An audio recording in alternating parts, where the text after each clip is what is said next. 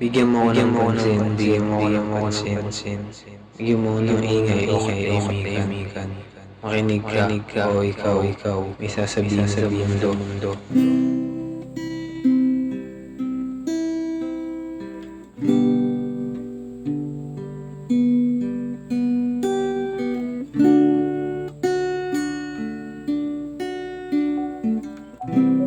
Paalam, asul na langit. Pwede ka bang pumikit nang ikaw ay makakita?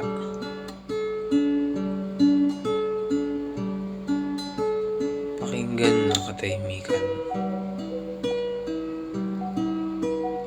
Itali ang iyong kamay para maging malaya.